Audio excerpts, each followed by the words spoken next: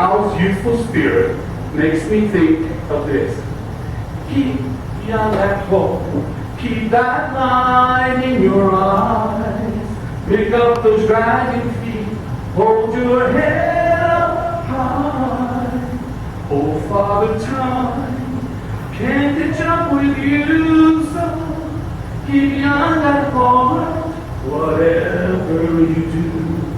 Now, that's what we got to remember today. Okay? We may not be young anymore, but we're definitely young at heart. How does that feel better? Many people, moments, songs, ideas are rushing through me here today. I was first exposed to the Baptist Synagogue in 1967. I was only in the second grade, and I was a student in this middle weeks class. This was several years before integration, when Basil High School was first grade through 12th grade, only for white students. Ms. Reed took us to her two-story home across the street from the elementary building so that we could watch the Basil High School students sing on the Lee John O show on KKLC-TV in Lake Charles. Mrs. Reed was especially excited because her daughter Jan, who's here today, was in the singing room. In those days, we were not able to catch Channel 7 on our television stations in Basil very often. It all depended on the weather and on the turning of the outside antenna or the rabbit ears on top of the TV. Maybe some of you remember that. On this particular day, we were able to hear the sing out, but we couldn't see it. The TV screen was just a snowy butter, so it was like listening to the radio. But I distinctly remember hearing for the first time, "Hey, hey, everybody come, we're gonna play, hey, we got a swinging drum, we're gonna sing about a new idea, we're gonna need everybody here, another time for dedication." Remember that? Wow. I was just hearing them. I didn't need to see them. That was just unbelievable. I was in elementary school for second grade, and I became to idolize the sing-out members. Even though I didn't see them that first time, I knew who they were later on as the group continued to perform. I felt the three songs. When Brenda Richard or Linda Fruget would sing, "It happened just this morning, I was walking down the street. A milkman and a postman and a policeman I didn't meet. Every window and every single door, I recognize people I never noticed before." Awesome. But man, when those two sang it was something magical. You didn't need to see them, you just needed to hear it. I was mesmerized by the exuberant spirit of people like Candace Fonda. Wow. I wish she's going to be here sometime today. I wish she was here right now because you couldn't take your eyes off of her. And wow, the beautiful girls like Roberta Wolf and Diane Ortigo and Bridget Belford. It didn't matter what they sang, they were just gorgeous. They were like Miss America, you know. And who can forget that handsome face of Corky Corkin? Which way, America? Right, he's singing in a baritone. Which way, America? Which way, America?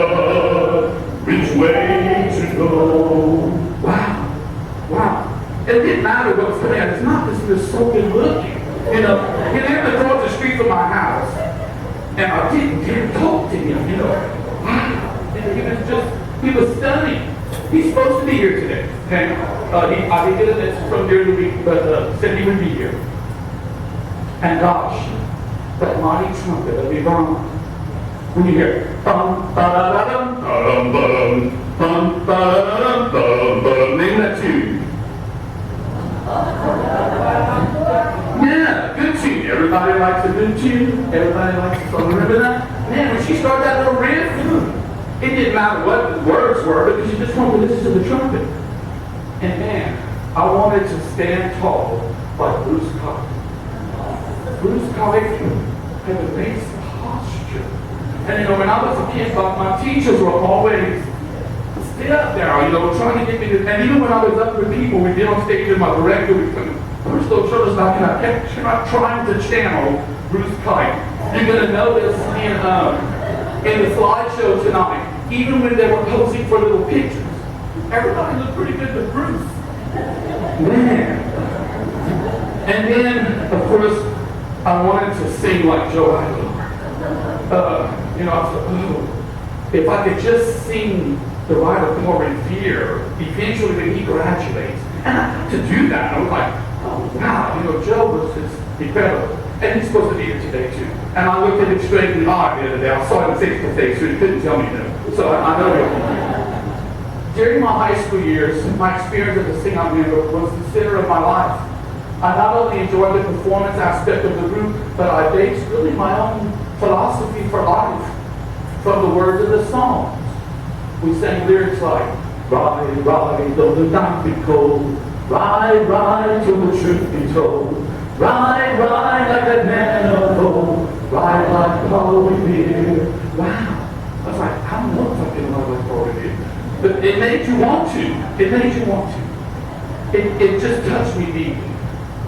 But when the group added these lyrics to this wonderful song that we'll sing today, just this one part, just really hot. Not every man can see your truth from where he stands. There's another you. Wow. Wow. You know what it told me? It told me it was okay to be different. It was okay to think differently. It was okay to be different from your friends. To not be interested in what they were interested in. To be interested in music instead of football. Everybody's different. Everybody has a little place to be. And it just touched me in a very profound way. Of course, I was always fascinated with the nuns. I never knew Sister Louisa or Sister Irene because I was still in elementary school and they were stationed here. But I was watching them. I guess I was a stalker. They didn't even know that I was watching. Sister Louisa was so poised and so pretty. I was actually somewhat awestruck. I was starstruck by her. She was able to bring out such beautiful music from the singers. Surely I thought she was a saint among us. Only a saint could produce such beauty in such a small little town. When I saw Sister Irene for the first time, she was playing the guitar. And once again, I was starstruck. I thought that she was the Belgian singing nun. I don't know how many of you remember the Belgian singing nun. She had a top 10 hit in 1963, Dominique. And there was even a movie made about her starring Debbie Reynolds. And that was in 66, the movie came out, and I saw Irene in 1969. So, she had glasses, she was playing the guitar, she was a nun. I thought, that's the nun. She even got the singing nun. So, I just saw her from afar. I didn't dare talk to her. I mean, she was a celebrity to me. And actually, I ended up picking up the guitar when I graduated from high school because I wanted to sing and play the guitar that I heard. She was doing the Gloria Christians that day. And I was just passing by the room. And that was the first song I learned to play. Years later, I took very seriously my position as a soloist in the group, and eventually my senior year we chose officers and everything. I was president of the sing-out group my senior year. And I had a very hard time walking away from it when I went to college. In fact, during my first fall semester at LSU, I attended the sing-out rehearsals, and I went to most of the performances, and I carried whatever Miss Allen wanted me to carry, just tell me to do something because I can't be in the group anymore, but I can still be here. Okay, so she let me hang around for a while. When Mr. Andrew Palm announced the disbandment of the group at the end of the 1979 spring concert, only 2 years after I graduated, I was in the audience and I was heartbroken. To me, there was always going to be a sing-out, and that's what to me was always going to be a sing-out. And Mr. Andrew Palm, the kind soul that he was, the day of the final concert, I buried myself in the car.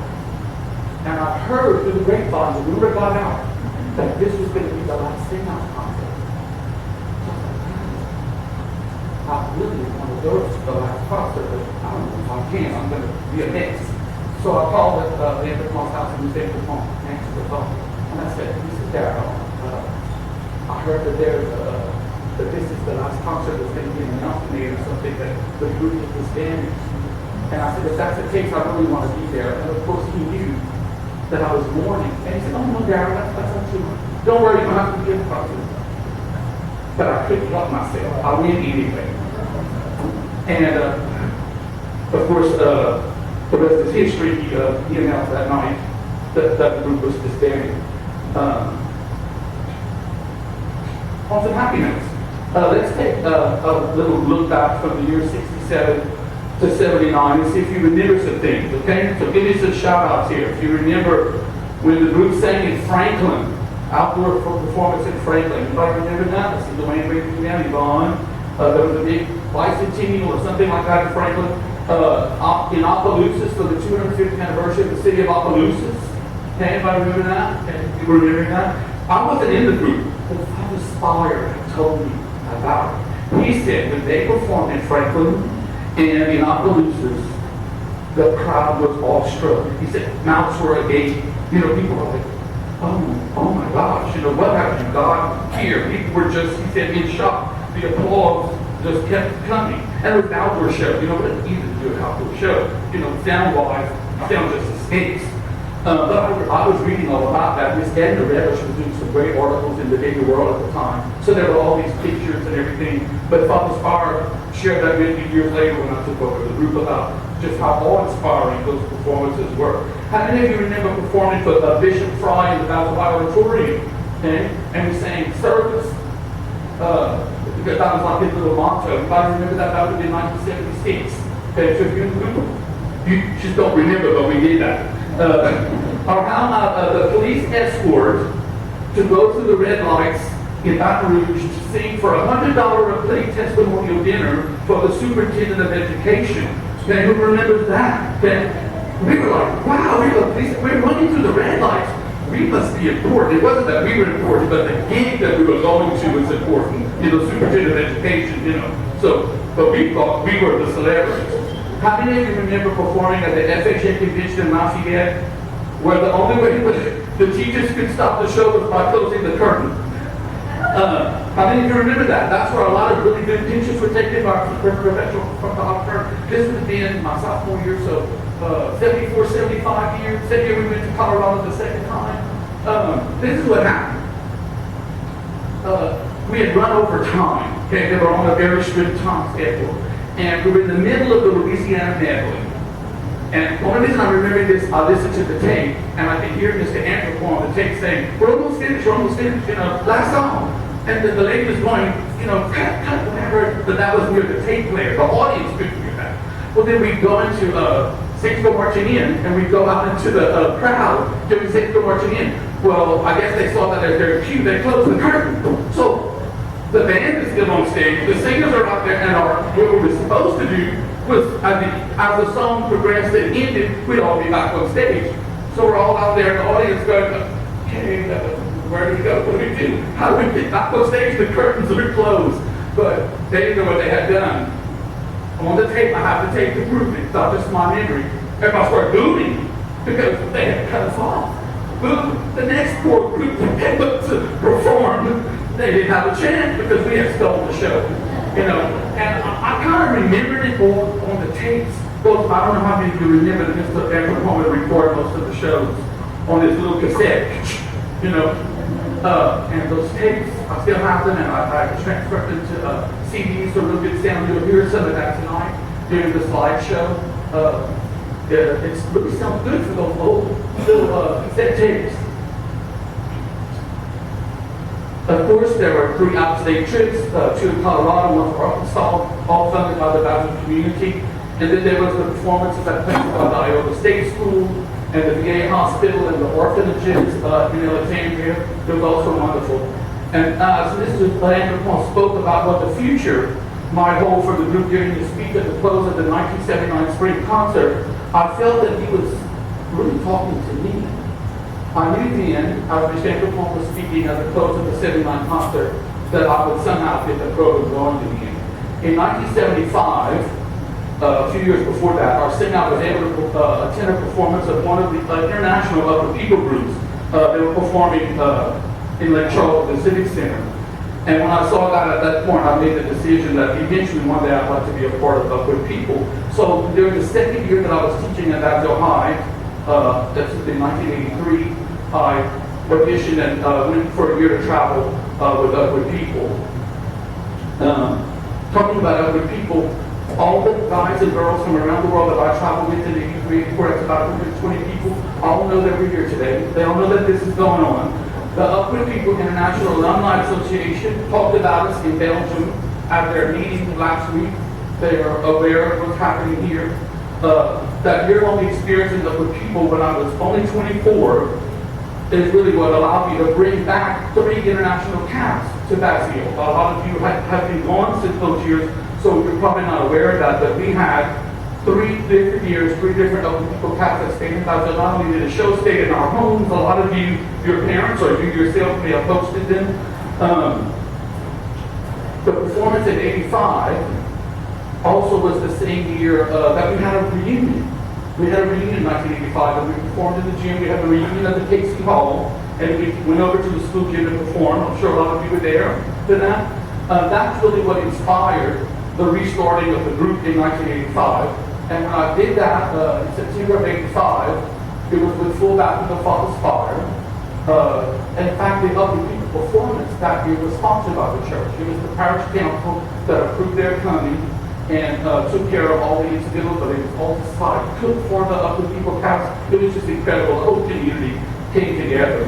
So from 85 to 91, I directed about an average of 45 to 50 performers per year. And the reason we had that many, which was more than what we had in the early years, was because Mr. Blaze Leonard, who was our driver in the years that I was the director, he assured me there was room for everyone. You know, hey, as many kids as you want to put on the bus, we're going to bring them to the performances. So we never turned anybody down. I know in some years, like when I was in mental audition, you know, because there were more people that could fit on the bus. But those days, I don't know how many of you remember, we used the Bearcat bus. Bearcat bus was property at the school, so we had to follow school policy. Well, Blaze owned his own bus. So he said, bring them on. Highlighting those years after I was director, were trips to Houston. We performed at Astroworld. We went to Disney World. We were supposed to perform on the main stage there, and the sky just broke open and it rained on our parade. But we said, we came to Disney World to perform, and somehow we're performing. So of course, they wouldn't give us sound. They wouldn't let us get on the stage. So we have our raincoats on and everything, and we literally sang in the rain. Because we said, we're not going back to that field unless we could truthfully say we sang at Disney World. And so we did. We also sang for 5 consecutive years on the local cerebral palsy telethon that was broadcast on KADN and KATC, both in Lafayette. The final year saw the Basel singers sing in front of 40 audiences. We performed 40 shows in the last year of our existence, which was more than the 4 years combined when I was a member. So we had really grown. I was also thrilled that 4 different Basel sing-out groups were honored to perform for 4 different casts of the International Upward People group. We actually sang for Upward People, and they felt like what we were one of them. That's what they felt. Well, you're part of us. You are us. You know, that was very thrilling. Through the years, Basel actually hosted those 3 casts that I saw you before, and in 1998, one of our own, the only other person besides myself to travel with Upward People, interviewed after that show in 1998, and that's Dawn Doge Bertrand. She's here today. She traveled with Upward People. The 98, 99 session, and of course, 99, 2000, I think 1999, 2000 session. So I'm very proud of her. She was one of my students. We didn't have to sing out anymore, but she just wowed them in the interview. They told us that girl has a personality, you know. And she married David Bertrand from Basile. She's the daughter of Bobby Joe Doge and the former Joan Leonard, Miss Blaze, Mr. Blaze, and Miss Bernadine's daughter. Joan is her mother. I'm saying that right. Sometimes I get confused because I want to call her sister her mother. Most importantly, the Bethel Sing-Out remained, all those years, interdenominational, even though we were sponsored by the Catholic Church, and even international, because beginning in 1987, we had a number of foreign exchange students in Brazil. And part of the Sing-Out group included students from Sweden, Germany, Spain, Colombia, the Philippines, Japan, Holland, Australia. We even learned what color is God speaking Spanish from the girl from Colombia. I remember Sandra Morales, which I keep in touch with her on Facebook.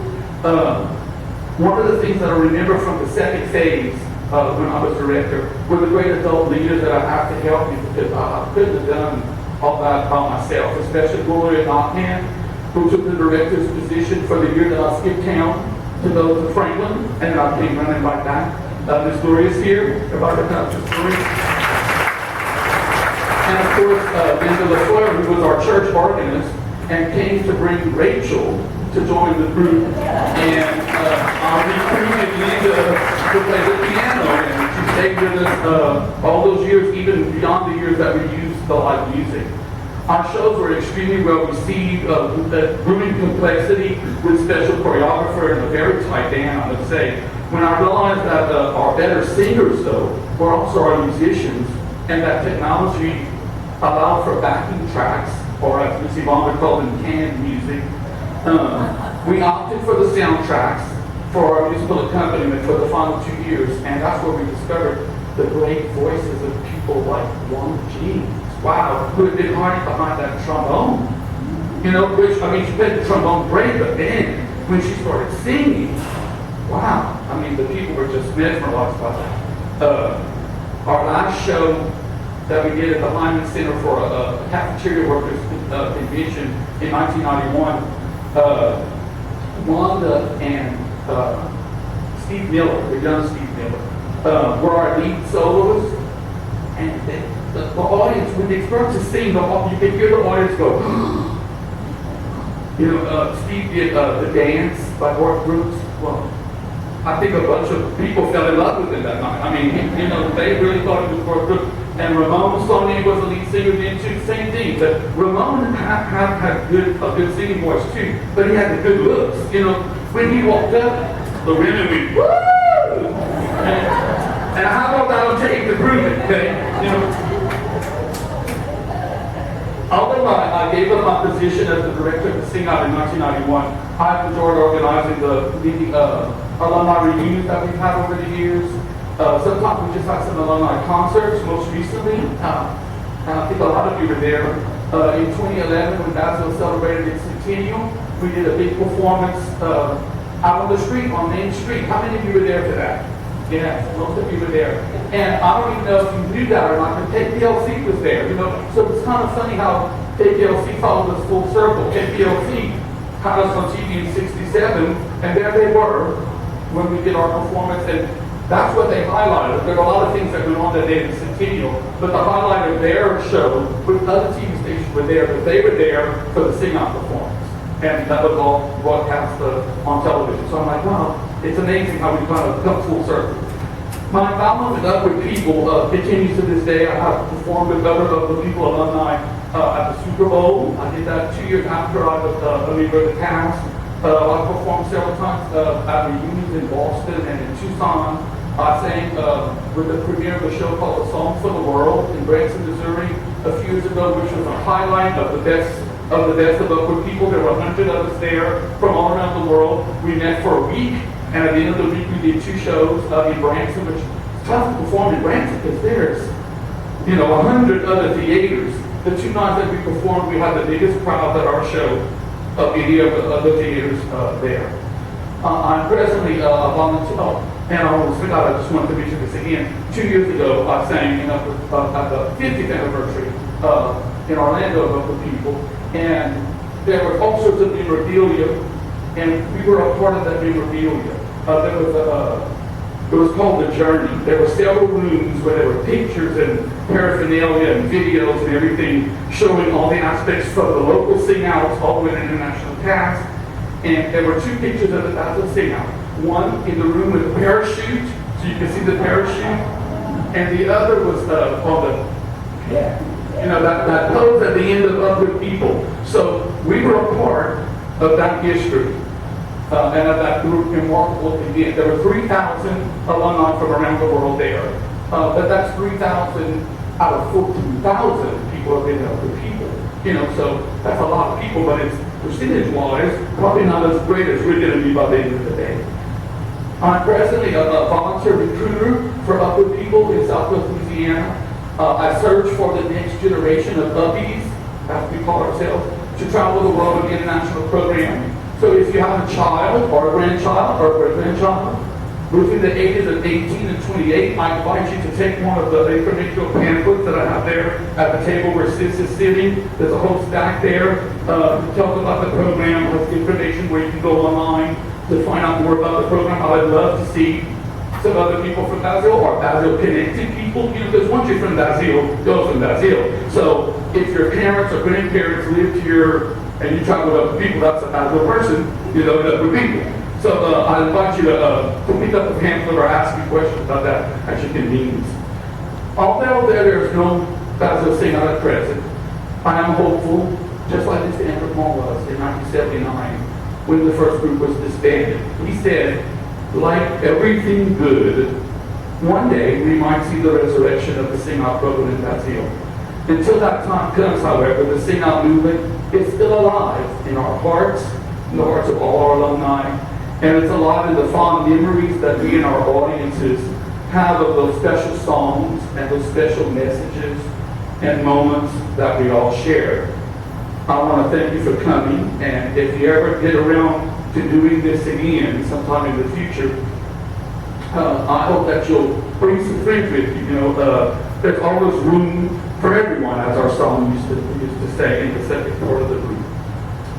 At this time, I want to ask you to please give a warm welcome to two of my board of directors members from the second phase, Ms. Gloria Knockham and Ms. Linda LaFleur, who are going to share with us a few words.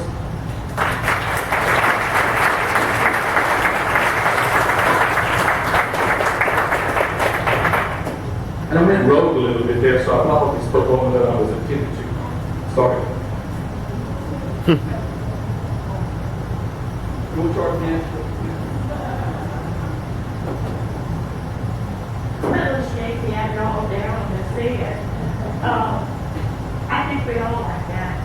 But I want to just let y'all know knowledge. I enjoy working with Sam and how these kids, when we were working together, how they just worked hard and they gave the performance of their life. With every performance that they did, they had such good applauses. From every standpoint that I can give you, everyone loved it. Just that I still love my group of girls and boys. And I hope y'all have a good time tonight. And I really enjoyed working with y'all.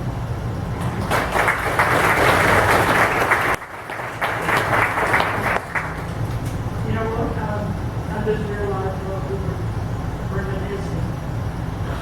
I know why Rachel loves singing. She was born the year before. And I did sing and I too enjoyed each and every one. It doesn't. You know, I'm not a stage person, always got a lot of right. But it was